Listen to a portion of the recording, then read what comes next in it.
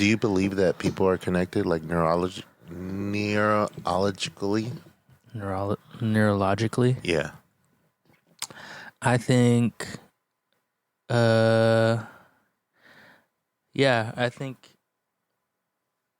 I don't know about neurologically.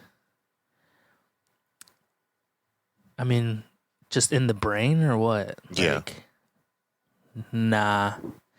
I think it's something a little bit deeper or different, like vibrationally, like things that we can't really even see or like is tangible. Okay. But like we feel, like we just subconsciously feel it, Yeah. on a different plane of existence. I think there's some connections to be found or discovered. Yeah. Deep question. Fuck. Right off the bat. So, what up, guys, gals, and non-binary pals? For those that don't know, my name is Frank Polaroid Fox. I come from a small podcast called Co-Apples Therapy, and this is another podcast I'd like to introduce you to. It is called the Intergalactic Donutshop with Polaroid Fox, where I get to interview artists, creatives, entrepreneurs, and other content creators on a personal one-on-one basis over donuts and coffee. And this is the beginning of the show.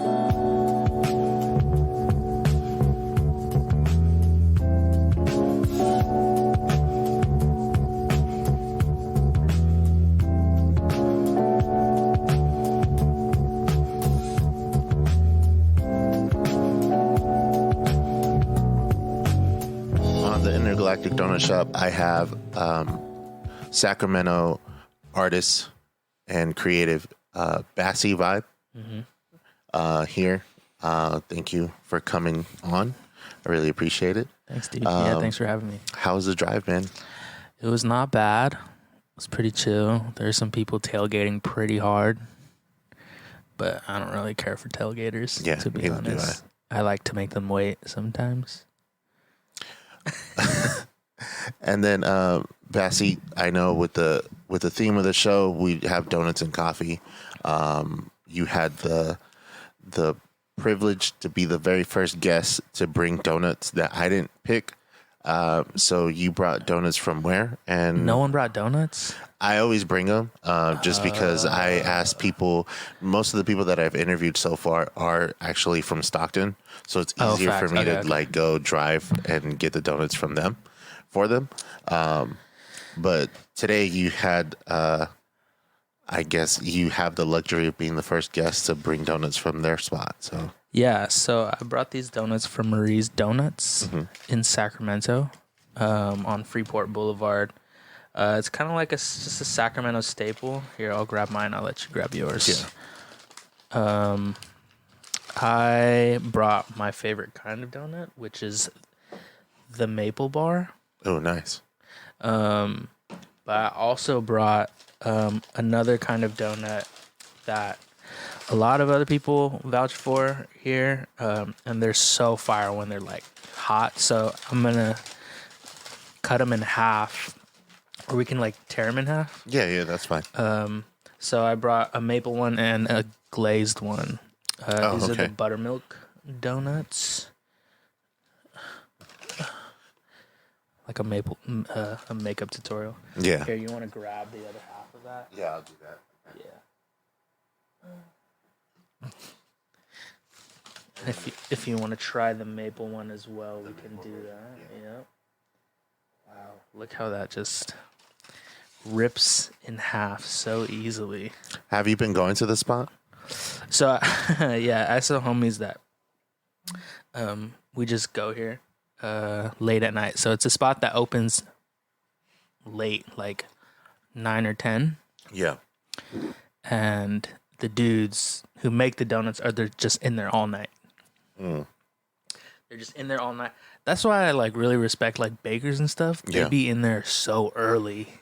Early. But these dudes be in there like after dinner, because people will come, after they've had a night out of drinking, or just if they just have a donut craving late at night. So they're open all night, and then they close like somewhere early afternoon or something like that. But I have some homies that we would go there after just being out and stuff. Yeah. And yeah, it would just be the spot to just chill, to just kick it. We actually shot a music video there. Oh, really? Which one? It's called fuck. It was a collaboration between me, Jamesy, Nate Curry, and Harris Rudman. Yeah. The song is called "Come With Me." Come With Me. Okay. It's just this cool little dancey, fun song. I guess I can tell you the story. The story of the song is basically like you wanting to go out and inviting somebody out to come out with you to go dancing or whatever, have a drink. But the lines for the bars are like super long. Yeah. It's just like you don't want to spend all that time just standing in line, you know? And just saying fuck it.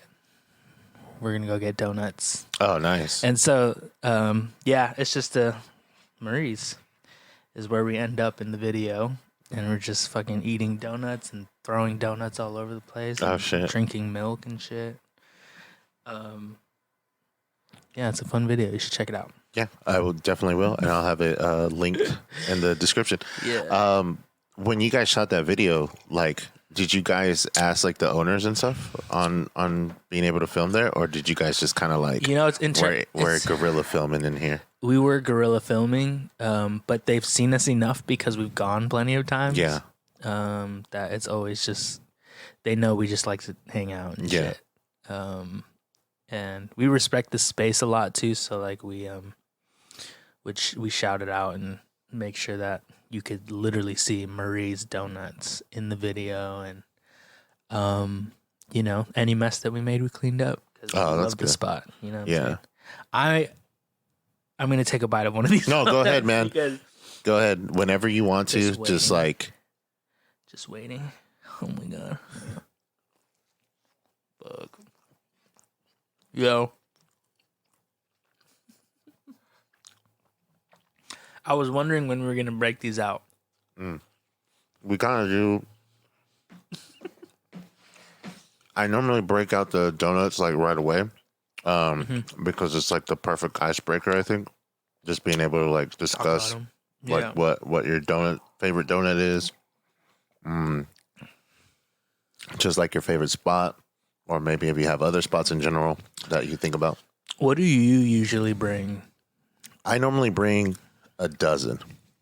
That's a lot of donuts. And I bring like my go-to for me is like the chocolate glaze, because you can never go wrong with that one. I've always done the cake donut, like I call it the cop donut, because that's the cake donut. So I call it the cop donut because it's kind of like the basic plain donut that never gets they don't put anything on it. It's just like the ring in general. So that's one of my favorite ones. Just because when I eat that one, I'm normally drinking something that's a lot sweeter, so it counters it. And then when I eat glazed or maple bars or anything with a lot of sugar, I normally drink it with straight black coffee, because the bitterness of the black coffee will enhance the sweetness of the donut. Yeah. So it's like the perfect combination too. Yeah, black coffee with donuts is just pure vibe. Which, by the way, were you going to talk about the coffee? Oh yeah, for the coffees that we have today, Basi has the 4 Sigmatic Lion Mane coffee, and then myself, I ended up getting the regular donut shop coffee from Walmart. One of the things that I use to start my day. Donut shop coffee. This is for the Keurig, right?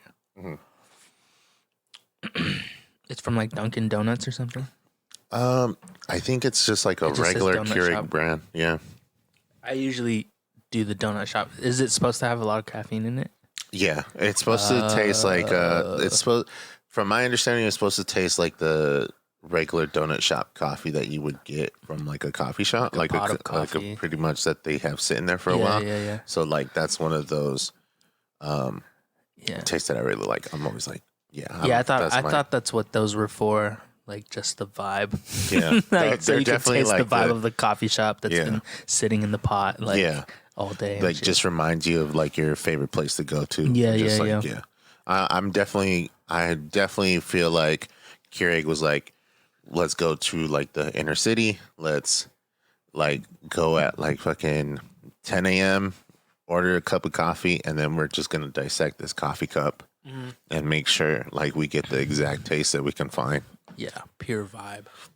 Has maple always been your favorite? Yes. Maple bar? Yeah, no contest for me.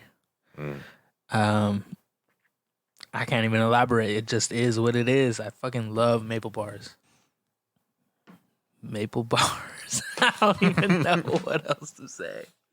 They're just great. They never fail me. I do like a glazed donut every now and then. Yeah. Just a regular schmegular glaze circle. Krispy Kreme. Is that your go-to? Krispy Kreme. No, it's not a go-to because it's never close enough to be a go-to. Yeah. I like a Krispy Kreme donut every now and again when I get the chance. And because they're never close. There used to be one in West Sac. And I don't know what happened. They're not there no more. Oh, no. Okay. No. Yeah, it's kind of sad now that I think about it. Yeah. No. Just ruined my whole day. No, I'm just kidding. No, my bad. I'm sorry. No, yeah, like for me, I'm not the biggest fan of Krispy Kreme. I always go to Capital Donuts that's here on March Lane in Stockton. Mm-hmm. That's always been my go-to because when I used to work in that plaza, on Sundays I would always go get donuts and then just kind of work throughout the day, and me and a few coworkers would just go through the donuts and stuff. So that was one of my go-tos. And then when I was going to Delta College, right behind the same plaza, that was like the easiest place to go get something to eat, and just donut before class, and then just be like whatever, leaving the box with a bunch of my friends, and then no one having donuts after I come back. So Krispy Kreme donuts are dangerous. Donuts in general are fucking dangerous. Yeah, they're bad for you, but they're so great. I don't know. I'd rather be happy. Yeah, no, definitely. Than regret never having a donut. Like if I died and was able to ask God, and I never had a donut in my life, and I was able to ask God, like, yo, was a donut worth it? He'd be like, yeah, you're a fucking idiot. You should have tried a donut. Yeah. Yeah. Yeah, I think like the whole no regrets or no regrets kind of thing is definitely one of those, like, you got to try something at least once. Mm-hmm. Like, I've always been kind of that person to be like, food wise, like, let me try it. Yeah. I'm not a fan of onions, but like, if it needs onions to be like seasoned, then I'm not going to be like, I can't eat this anymore because of this. Like, I've had super bad luck with garlic throughout my life. It burns really bad. Oh. No, I'm just playing. When my mom would make like chicken stew or like chicken soup, she puts like the clove of garlic in there to like bite into it, and then I would happen to always get the piece of garlic, and I would always be like digging in, thinking it's a piece of chicken, and then it's like biting into it, and then it's always that, and then regardless of, and then my wife can attest to it, like regardless of any time my mother makes food and we go and eat, it's like garlic. Like, I'll always be the one that gets it, and it's always like it's come to a point that whenever we cook anything, like, we either have to like isolate the garlic in like a little cage, so it's like once it's ready, like take the garlic out, because Yeah, I have that bad luck with garlic. Like I have the That's worst. funny. Garlic coming for you specifically. Yeah. I have that same thing with ginger.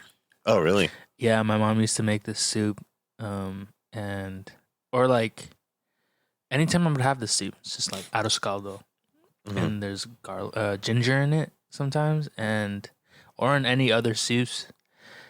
I'll just fucking I hate biting into ginger. Oh, really? I hate it, and it's good for the vocals. Yeah. And when I was a kid, like just being so traumatized biting into ginger, I never liked ginger teas or anything like that. I was always like, this tea's nasty. And then now I only drink it just because it's good for the vocal cords. Oh, and okay, stuff. okay. But no, I hate ginger. I hate it. It's like all wiry too when you like cut it up. And if you don't cut it clean, it's like gets wiry. Yeah. So ugly. You've lived in Sac almost your whole life as of now, right? Yeah. So how was the Sac for you growing up? Your teenage years, and then just kind of like what kind of got you more into the music scene in Sacramento? So, basically, the story is we moved to Elk Grove from San Jose when I was in second grade. Yeah. And then moved up to Natomas for fourth grade. And then since fourth grade up into high school, I had been in Sac the whole time. Yeah. And that was cool. Natomas was all I knew. Just like, you grow up in a neighborhood, and if you don't move around too much, like that's just all you know. Those streets are all you know, and just you. That's it. And at the time, there was no real reason to go downtown. No real like nightlife scene. Yeah. And so there was no reason to like.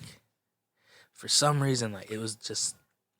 If you think about it in terms of video games, like when you're discovering the map, everything around it is clouded until you go and discover it. That was what Natomas was for me. Okay. And kind of a little bit of Elk Grove. And even though we would take the freeway from Natomas to Elk Grove, I wasn't driving. I was just a kid. And so I wasn't able to map out, like what that drive looked like. Yeah. It was just like, this is Natomas, general area, all white clouds around it. And then somewhere on not too far on the map, but kind of still close to Natomas, there was Elk Grove. And there's just like a little pocket of Elk Grove that I remember growing up in. You know what I'm saying? Yeah. So that's how I mapped it out when I was a kid. But yeah, until high school, and then I went to Sonoma State for college. Okay. In the North Bay, and was there for 4.5 years, 5 years, and then came back. And by the time I came back, things started to happen in downtown creatively. There were artists kind of emerging and wanting to make things happen, and it was I came back at a really crucial time because it was damn near musical renaissance in Sacramento going on at the time, a creative renaissance. Was this 2009, 2010? No, later, much later. 2015. 2015. I came back 2015. So I graduated high school in 2012. 2012. Okay. Yeah. Came back 2015 ish. Yeah. 16. And yeah. Came back at that crucial moment, and then that's when I really got integrated into Sacramento. Because when I came back from school, I was so done with school. Yeah. I had realized that there was nothing that I could that could bring me nutrition, nutrients, artistically. Yeah. And I was I need to go back to Sacramento, and just do shit and do everything and know everybody. Yeah. And so that was my mission going in, and that's what I had accomplished. I was I need to just do hella shit, say yes to everything, and just, do that. And I did that for like a cool 3 years. Were you going to like the Second Saturday stuff during like 2010, 2011? No. So like I knew that was I found out that was happening like when I came back from Sonoma, but okay. Before I left for college, just being in Natomas, around people who also all they knew was Natomas, I was pretty removed from like anything that was happening on the grid downtown, any nightlife stuff, because I was just a kid. Yeah. And all that people in Natomas wanted to do was just function on the weekends, like at other people's houses and stuff. And there was just no reason to go downtown. Oh, okay, okay. And on top of that, I was like pretty sheltered as a kid. So yeah, I think being sheltered really backfired on my mom. Do you think it's like I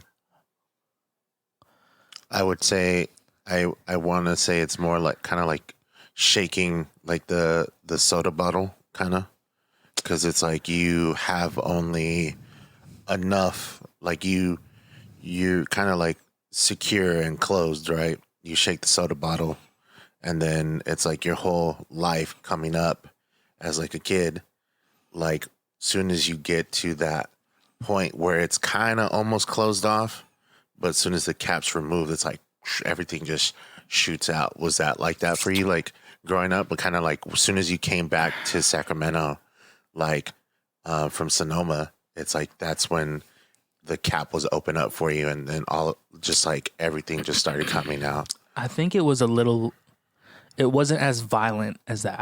If I was to visualize it, it wasn't as violent as that.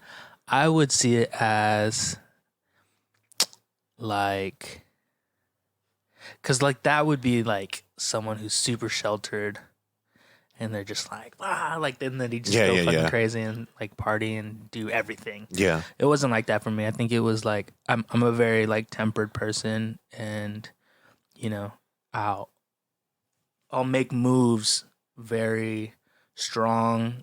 If I'm gonna step in one direction, I'm gonna do it very like with as much confidence as I can like muster up. Yeah.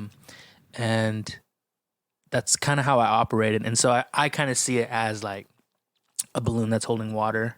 Okay. And when you poke the balloon, the water doesn't really like explode. Yeah. It kind of just like the balloon just disappears and then the water just displaces everywhere. Yeah. You know what I'm saying? So I think I see it more as that. Like whenever I started to get more leash in different areas of my life, I started to reach, Yeah. I didn't really like lunge into things. Into things. So yeah, music wise,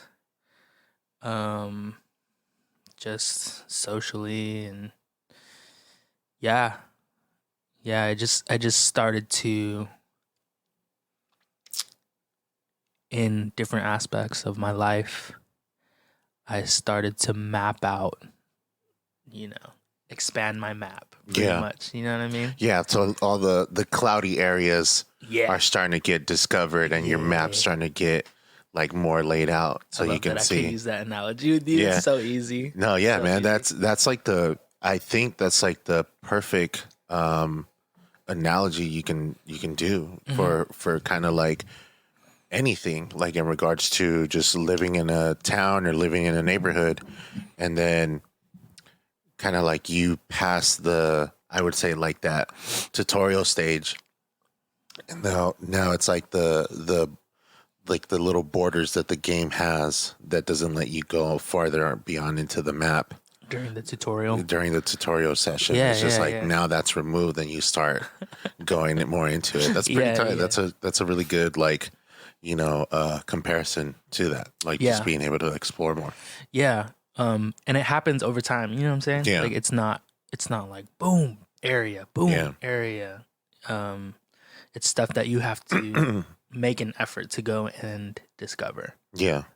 And so that was me, and I was very, very adamant about finding these clouded areas and you know, unveiling them on the map. Yeah. So, because I think there's some people who would like just do, just keeping this analogy going. Yeah. People who would just do the missions, right? And that would leave some areas unclouded. But when I play video games, You want to discover everything. yeah, dude, I'll freaking do all the side missions. I'll do all just the small shit, you Yeah. know, that will bring me to corners of the map that, you know, you wouldn't get to if you were just doing the missions. The main storyline. The main storyline, you know. So I still do this. You know, I still like really try to like reach out to things that it might not be like long lasting, like part of my life, but like I went to look into it just a little bit, you know? So yeah. Yeah, and that's one of those things where I feel like in a video game, pretty much, it opens another like inventory slot for you, or it gives you like another extra resource, because you pretty much like you'll pretty much be like, you know, maybe it's something that you, like you said, is necessarily like a side mission that's probably has nothing really to do with your part of the storyline, but it's like because you end up knowing this skill, or you end up getting this like new item. Yeah, like it's now yeah. part of that makes it so much easier, because when you get to that part of your storyline, let's say you didn't have the item or you didn't have that skill, Facts. you're just like, now I have to work maybe like a little bit differently. I have to maneuver a little bit differently to where it's like, oh, I know this, or oh, I already have this. Like, let me just boom, and now it's a door that instead of having to climb over the gate or anything, you just open it with a new key. That key that you've had, that you were just kind of like, well, I've had this key for a while. Like, I don't know if from I a really side mission. Like, well, I don't even know if I'm gonna need it. Yeah. So. Yeah, dude, I was playing Horizon Zero Dawn. Yeah. Like all winter. A little too much, I think. But there was like, have you played Horizon? I haven't. You fight robots. I'm going to soon, and then Let's we'll go. probably like have a recording session for that with my wife. Oh hell So, yeah. Yeah. Yeah, dude. You just fight robots and shit. Yeah. And like I did a lot of that before you really needed to do it. Yeah. Because I just got kind of addicted. And like you collect parts from there, and then there's vendors that you will have a side mission to go and collect a part. But since I fought so many robots, I already had the part. I was like, oh shit, I have this right here. So I kind of was like, It's the same thing right there. Yeah. No, yeah. And that's what I mean. It's one of those things where you kind of have these items in your inventory, or you have these skills as a resource that you're just kind of like, I've only used it once, or I've only done this once, and I've yet to do it again. But then a few years later, you realize like, oh damn, like that was a very valuable skill that I've had this whole time. Definitely. Didn't even know I really was ever going to use it. Yeah. How long have you been around music? Like in regards to just kind of like, was it always an interest for you? Or was there something else that was a creative outlet for you before that?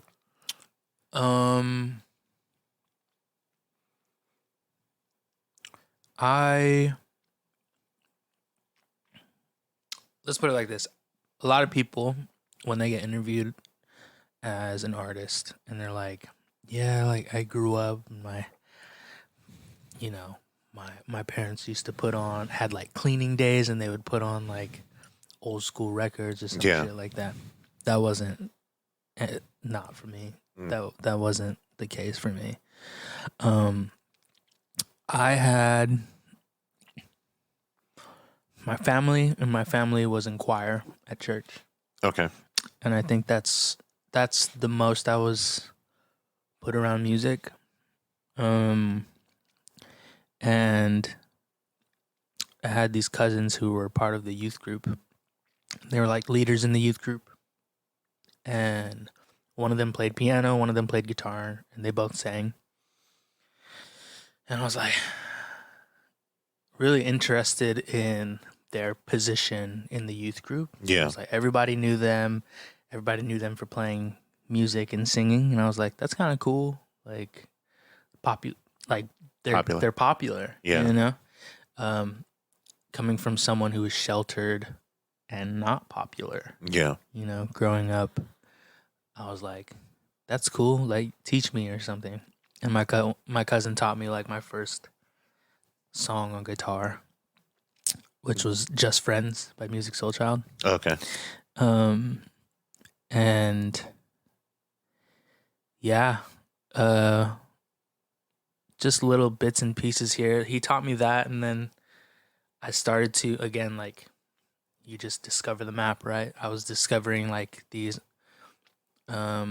Filipino artists on YouTube.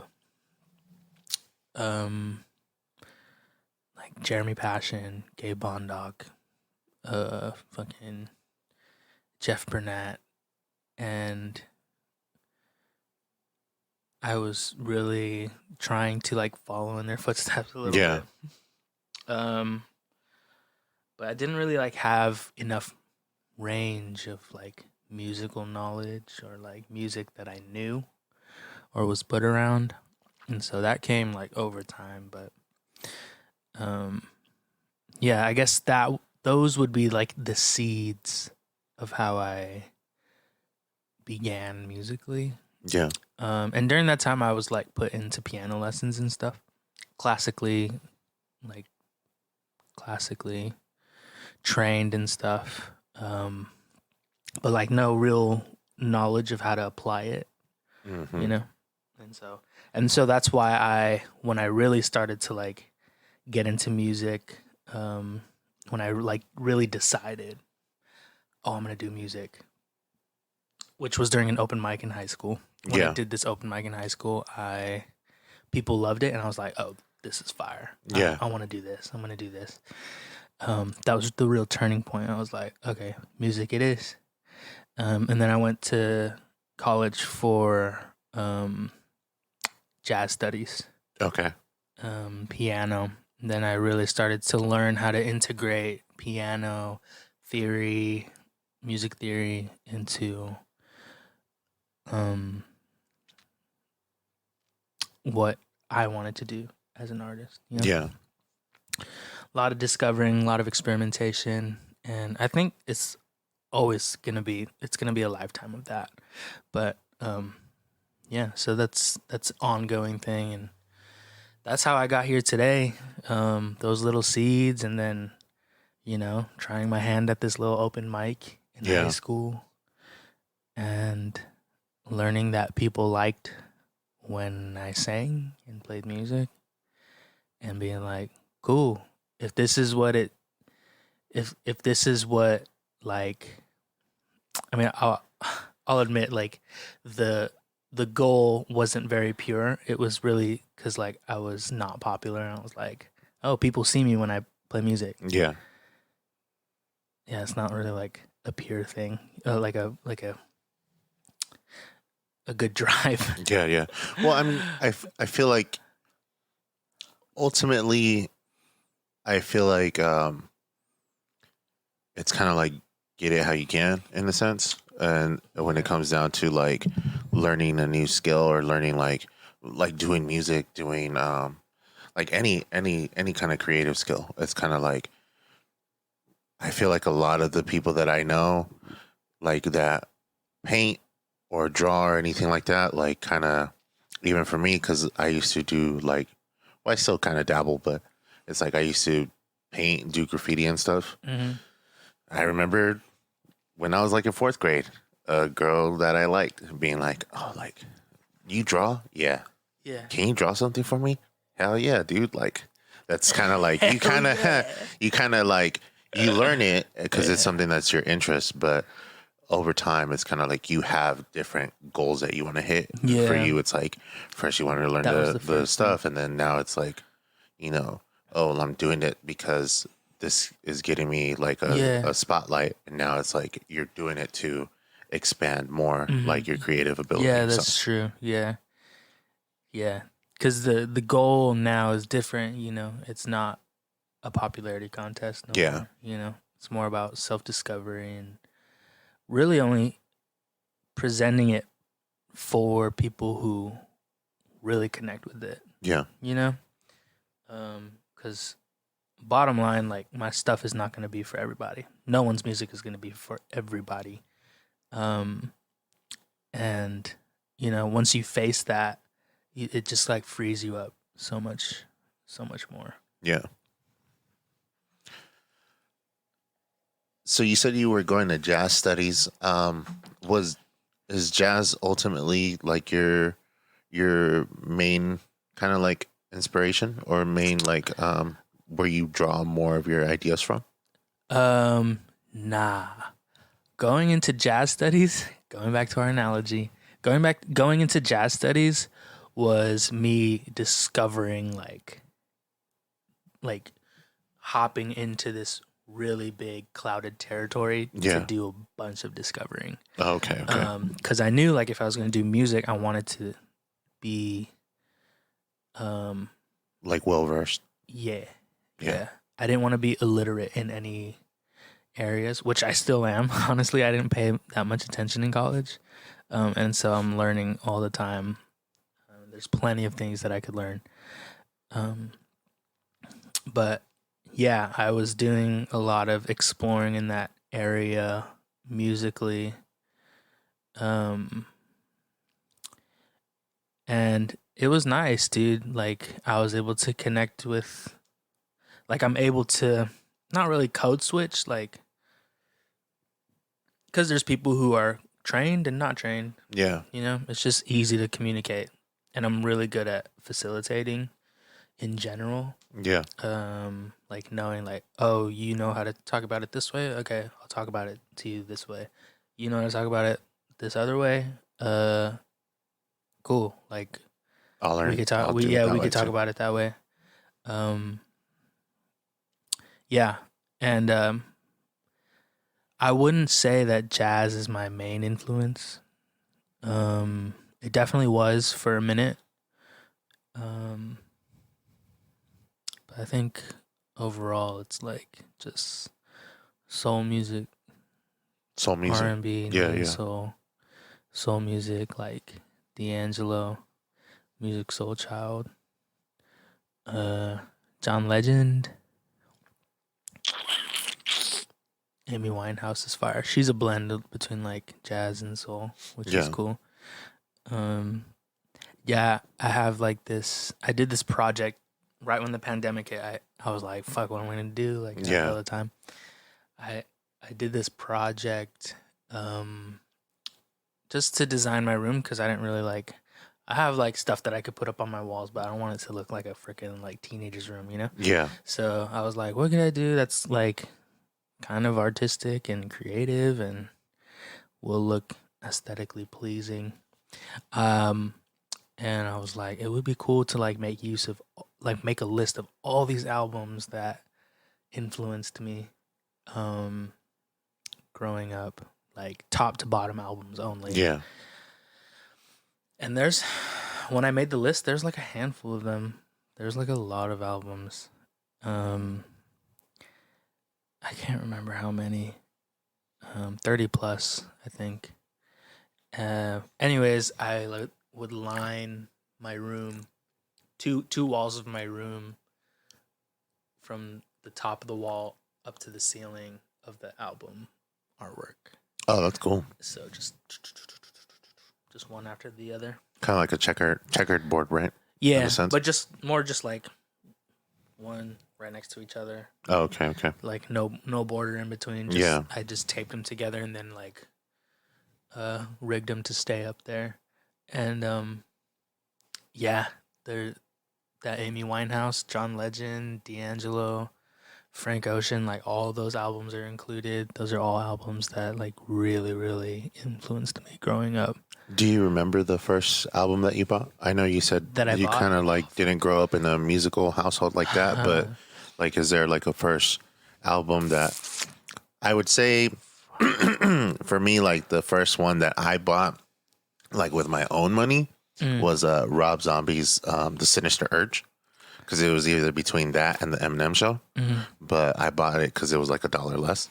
But that was like the first album that I bought. So that kind of like was one of the music like influences for me growing up. And then hip hop was one of the other main ones. But for you, like, do you remember like the first album that you bought, or one that comes to mind that you're like, when I seen it, I was like, I knew this is what I wanted, or this is something that I was like looking forward to?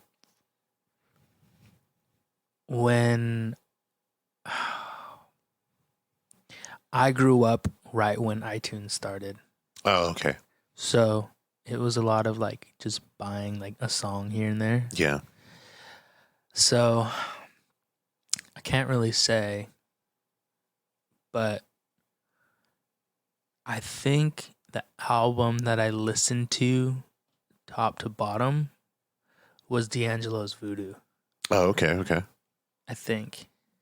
I really can't remember too much, but so basically how it happened is I was watching the BET Awards and they kept talking about like, we have D'Angelo performing for the first time in like 13 years. Yeah. I was like, damn, that's a long time. I'm just a kid, right? 13 years, that's fucking crazy. This is like 2012. Okay, okay. So freaking 2000 or something like that. 13 years. I was like, who the fuck is this D'Angelo? Whatever. I'm gonna like stay and find out who this dude is that everyone keeps hyping up. Yeah. And his performance like blew me away. I was like, what the fuck am I listening to right now? Oh, okay, okay. I was like, I need this and I want this. Like, what is this? You know what I'm saying? Yeah. Yeah, dude. I was just like, what is this? Like, I can't even like comprehend what I'm listening to. All I know is that like my soul feels it. You know what I'm saying? And it's moving like my molecules like in my body. Like I feel like jittery, like the vibrations are like freaking amping me up. Yeah. You know? And after that I just looked up his catalog and I was like listening to Voodoo all the fucking time. Oh, that's dope. I was like, I still don't understand what's going on, but yeah. and even up to this day, when I'll listen to it, I'll be like, oh shit, like there's this thing, and you know, I'll listen to it just and it's like a little bit more in time. depth every time. Yeah. But I can tell you that the first like music that I held in my hands for the first time was this CD that was burned. It's like a burned CD from my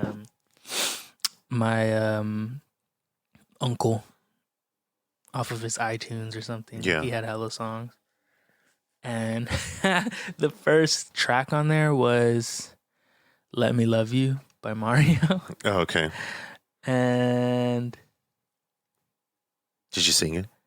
huh? Did you sing it? Did I sing it? Yeah. What do you mean? Like the song? Have I sang it before? Yeah. Like, was that like when you heard it, you're like this is a good song? Oh, fuck yeah, dude. He was like, you could just choose what songs or something. He was like, and then we'll just start putting stuff on the CD and you can have it. That was one I was like, this is fire.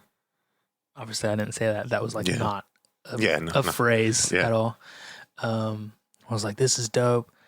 And the other one was 1-2 Step. Is that what it's called? Sierra? By Sierra. Yeah. It's called 1-2 Step. Yeah, it's 1-2 Step. Yeah. I remember those two were like the first two songs, I think. That was the first like tangible music thing that I owned. You know, that was mine. I think I still have it, honestly. It was a burned CD because iTunes is like the rise of iTunes. Yeah, you weren't really like buying albums or records. At the store, you're like anything that was around was like my mom's or something like that. Yeah. Even then, I don't even remember picking up a CD or anything like that. Yeah. What was your first song like? What is the first, if you remember, what is the first actual written song that you sat down and wrote? Like, how was that for you? Fuck. I don't even remember. Oh my God. I can probably could confidently say it was probably pretty trash. Yeah. Um, or just like hella basic. Because I was doing, again, I had not a big category of music that I had listened to or could take after. All I knew was like there's this vague song structure that I think I know about, and it's like verse, chorus, bridge, Yeah. chorus. And I was doing a lot of listening to the YouTube stars and stuff. Those are very singer-songwritery, really cute and Yeah. cheesy and stuff. I think it was probably one of those songs, to be honest. I don't know, probably about a girl I had a crush on or something like that. Yeah. Yeah. Yeah. I did some like poetry writing in high school, like really trash. Also, just anything coming out of me in high school was like kind of trash. Yeah. Just because it was new and I didn't really know what I was doing, and I didn't have enough people around me to, take up after, or like idolize that wasn't like a big name artist or something like that, So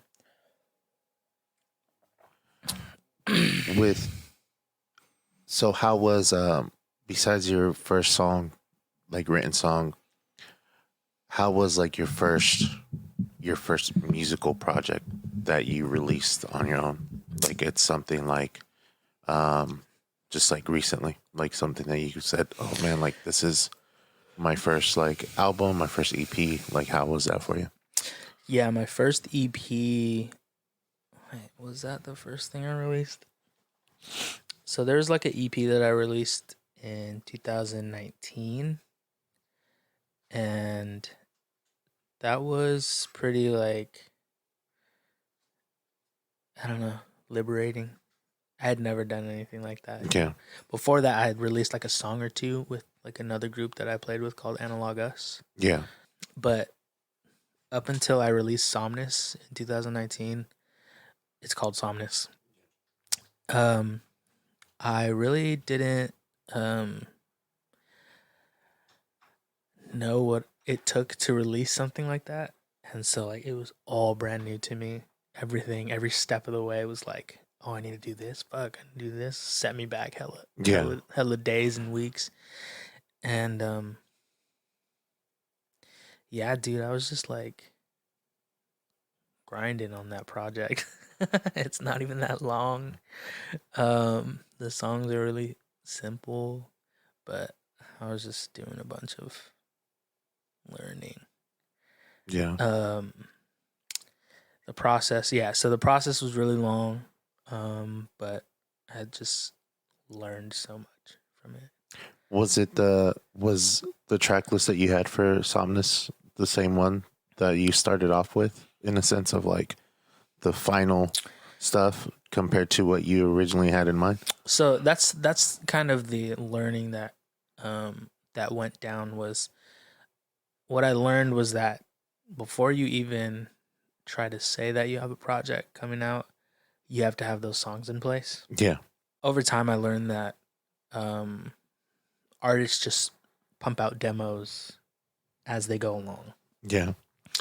And yeah, as time goes on, and then when you feel like you have enough material to start putting them one after the other and start to like kind of storyboard them, see if it makes sense with each other, then you can decide like, okay, I'm gonna put a project together, and we'll record the final vocal takes on this song, and songs already written, and kind of demoed out. Like the feel is pretty much there. In Somnus, I was writing the songs as I went along. I was like, okay, I'm gonna make an EP. I'm going to start writing now. Yeah. Like that's how it began. That's really not how you want to do it, and you want to have those songs, right? So I started this little song production because I was like, I didn't know what I was doing with production and stuff. Using this loop or these loops to like start some feels and yeah. So like there are a few songs on there that I had written with a couple of other producers. Um yeah, and then it was just like when I finished them, then I could start uploading them, Yeah. all together as a project. So but now, I have demos on deck. Okay. I have demos on deck that I want to eventually use for a project or a single, you know?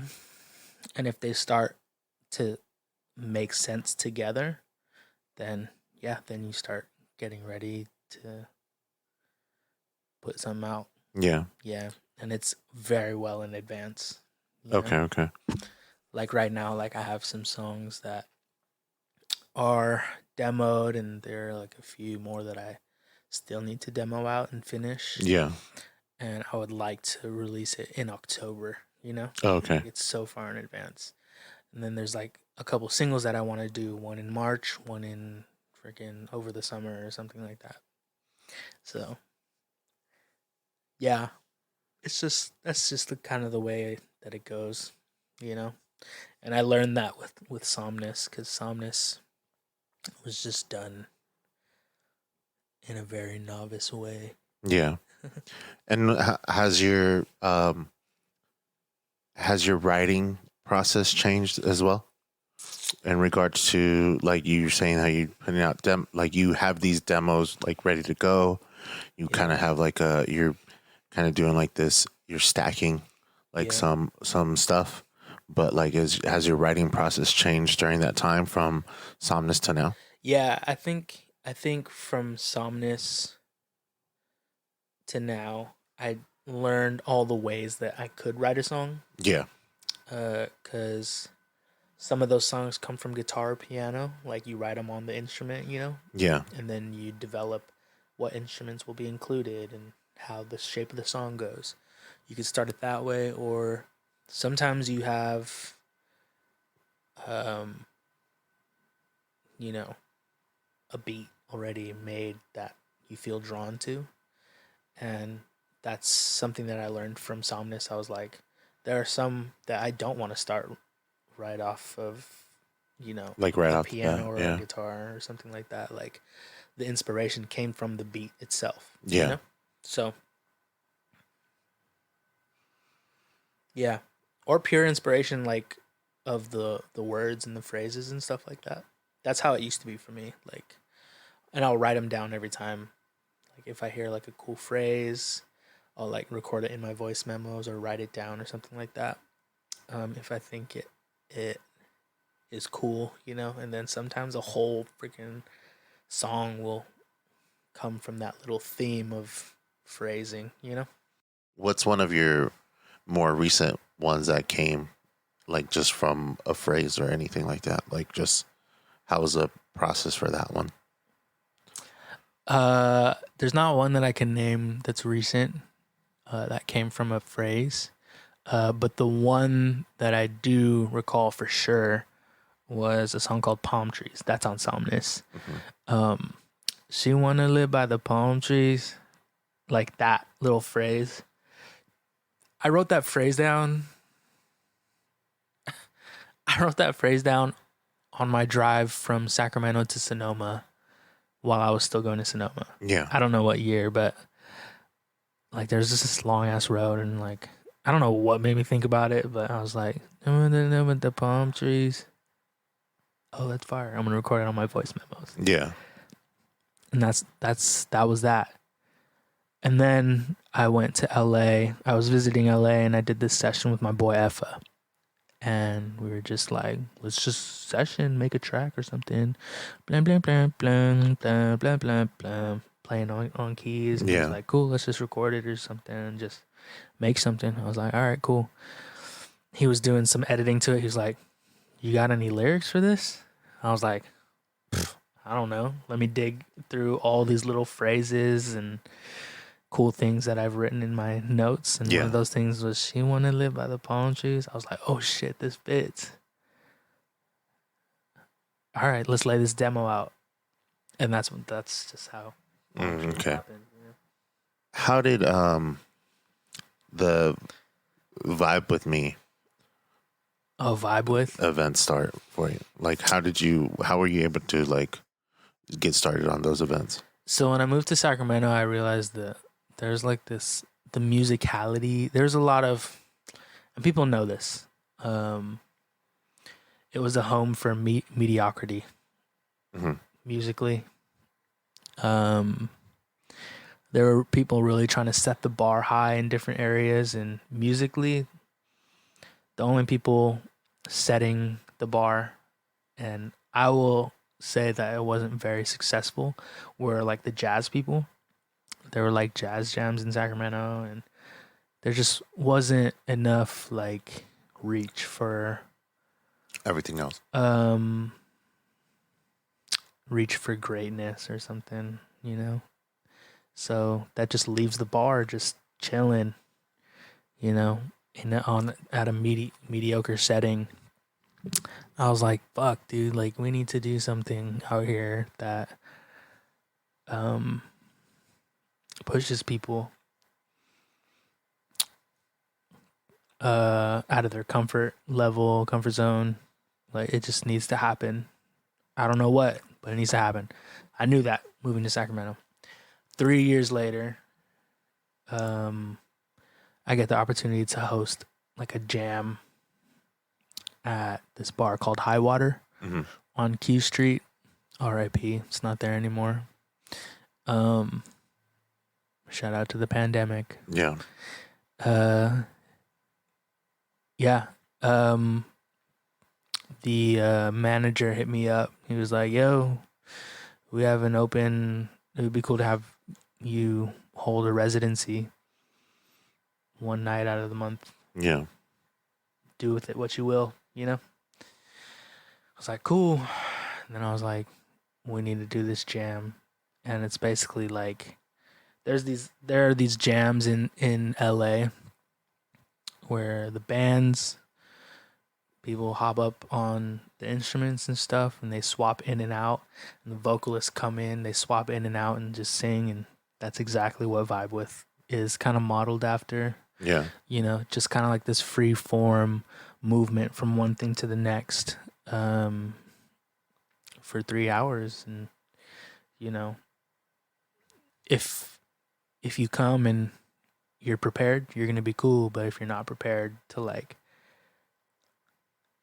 improvise, because it's not like a stop and go thing. Yeah, it's it's a continuous thing. I had the opportunity to go to one of those events. Yeah, it's just it doesn't stop. Yeah, it's a really dope vibe because everything is very seamless. So it's one of those where it was like, oh damn, like like those people changed. Like that guitar player wasn't there yet. Yeah, and then it's like or like the piano person like ended up changing. Yeah, and you then just swap in and out, and it was really fun. cool. Yeah. So it's modeled after those jams that happened in LA, and I was like, bruh, like when I was at those jams in LA, I was like, I don't even know if I'm ready to like hop up on stage, and I did at one point, but I was just like, dude, the courage it took to like hop up, and the readiness for anything that was needed to confidently hop up.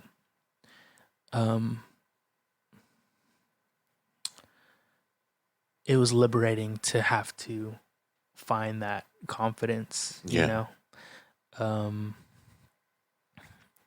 I was like, this is something that I need to bring back to Sacramento, because like people just need to be liberated from like sitting in just regular shit, you know, and they need to like, it would be for the best of Sacramento if everyone was striving to be better.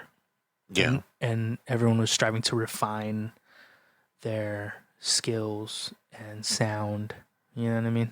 So yeah, no, definitely. It's one of those things where it's like I think it's better in regards to like open mics, because kind of with the open mics, sometimes you have the, like you said, there's no pause in between, and you have like the whole. It kind of keeps everyone engaged. So it keeps everyone engaged. The crowd is still there because the music's still playing. Yeah, people love it. People love to come. Even people who don't do music, like they're just like, this is fucking fire. Yeah, because and like for me personally, it was one of those things where it was just like, between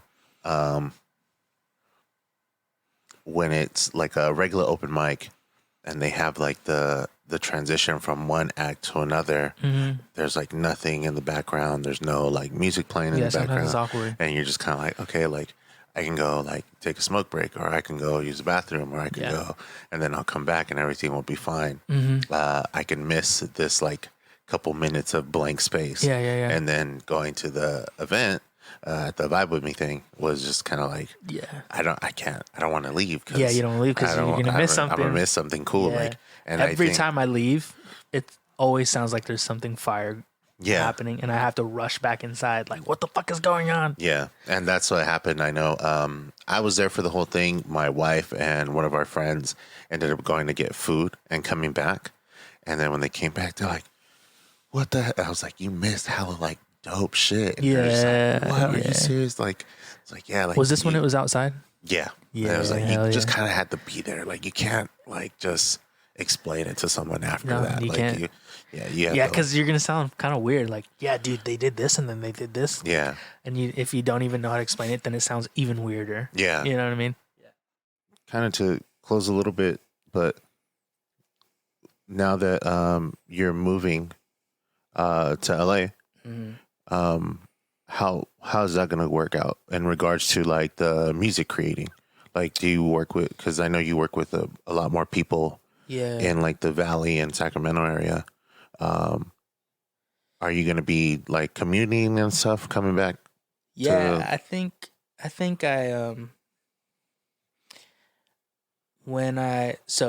prior to moving, I was splitting time to LA. Yeah. From Sacramento. And that was cool. I was like in LA maybe at least once a month for like a week at a time. Yeah. And that was nice because I got to like go kick it at the house in LA and just kick it with people and session with people out there. But now I'm realizing I could be sessioning so much more out there, and with those people, and being around them is just gonna open up so many more opportunities. Yeah. So moving down is gonna be nice, and when I come back up, I'll still have people to work with, but I'll have to plan it a little bit better. Yeah. Just be very intentional about, coming up, working on these days, making something happen on these days, and then coming up for things. So I am planning ahead, and I have like the next, up until April, I know that I'm going to be up in Sac at least once a week. Okay. Or not once a week. Like once a month? Once a month for a week. Yeah. At a time, So that's going to be nice. And then, if anything else, any other opportunities come up to like be up here, and if the money's right, it's not very hard to come up here. So, yeah. Yeah. Very, very easy. Very easy. Are you working on anything else right now? Right now, just demoing out. I mean, I have this demo of this song that I want to release as a single in like March or something. It'd be cool. I've been sitting on it for a little bit, and I get really, really tired of sitting on stuff. Yeah. Especially as of late. Like, I just want to release everything. Like, if I could just like give it to people, I would. But that's not the smart thing to do. No, it's like so gotta know how to roll things out. Yeah, you gotta roll it out nicely. So yeah, working on what the releases are gonna be this year. It would be nice to release a couple singles, and then maybe another EP or a project or something. That'll be tight. So, yeah, focusing on that. Otherwise, just every day working on integrating myself into the community in LA. So, Yeah. if you're in LA, hit me up. And besides like working on any musical projects, is there anything else you're aspiring to do?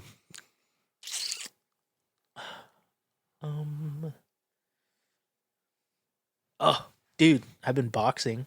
Oh, have you? Yeah, I've been boxing. Boxing has been so much fun. I wish I started boxing so much earlier. Yeah, I've been like training like technically like not just like getting a workout, you know, Yeah. but like really learning what boxing is and what it takes. I've been like getting into that a lot, so I've been geeking a bunch about that, and it's been kind of cool and really inspiring to like train among like competition fighters and stuff. So I've been training in Sacramento at this gym called Flawless on Broadway, and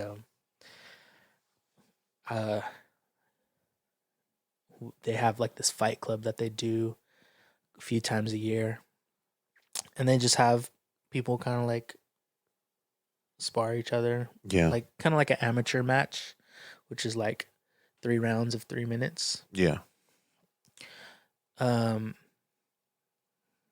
And yeah, you don't fight the competition fighters because they're competition fighters, but you fight the other people who are in the fight club. Yeah. Who are just, you know, in it because they fucking love it. Yeah. So yeah, I guess you could say I have a fight on April 1. On April 1st? April 1st, which is the day after my birthday. Oh, wow. So I'm ready to like get some work in for my birthday. Yeah. Yeah. Is it going to be like open to the public too? Or yeah, so they open it to the public, and that's the shit that makes me so nervous. Like I did one back in October. Yeah. And I perform on stage in front of people. And I put myself out there like that, but being in the ring is like a whole different thing, bro. Yeah. But also it's like cuz I've never exposed myself in that skin before. Yeah. You know, of you're not fighting people when you're like on stage. Yeah. You know what I'm saying? Like on stage I've mastered like what it is to like let myself go vocally, creatively, like as an artist. But like when it comes time to like move my body aggressively, people have never seen that, and I've never shown that to people. Yeah. You know? It's just in the gym, you know? Yeah. So having it be like shown to public is like different type of nerves that you need to have to stay calm in those situations. Yeah, we'll I'll invite everybody. Yeah, we'll see if we can make it. I know. That'll be fun. Yeah, it'll be fun to see. So before we wrap up, is there anything you want to like plug? Instagram pages, social media, or anything like that? Yeah, you can find me on social media, Twitter, Instagram, Facebook, YouTube at Basi Vibe, at BASI VIBE. Yeah. Yeah. And you can find me on like streaming platforms for music at Basi Vibe as well. And then are you gonna start streaming? Oh shit, I forgot about that. Yeah, dude, I want to start streaming. So I'll probably be in your text messages. Yeah, asking definitely, you man. A bunch of like questions. Definitely. Let me know if you need any help in regards to just some like a basic setups, or when you start doing like any like music writing live or anything like that. And then I can always help you out in regards to that. Is it yeah, I'll save my questions for when it's time. Okay. But yeah, I'm excited. Kind of nervous. Well, I don't really care, but it would be cool to just like have people there with me while I'm doing these fun things that I think is fun by myself. Yeah. For sure, man. Yeah, dude. Well, it was really good having you. Thank you for the donuts. They were really, really good. Yeah. I agree. And then I hope we can do this soon. Yeah. Hopefully we can aim for March. No, well, not March because this would be too soon. Maybe whenever you're around and have some time. Yeah. I'll be passing through. So sounds good, man. All right, brother. All right. Appreciate you, man.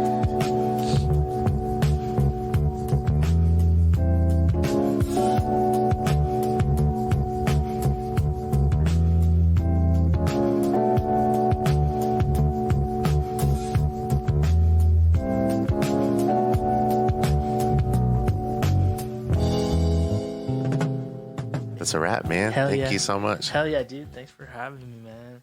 This is fun. Thank you for the coffee.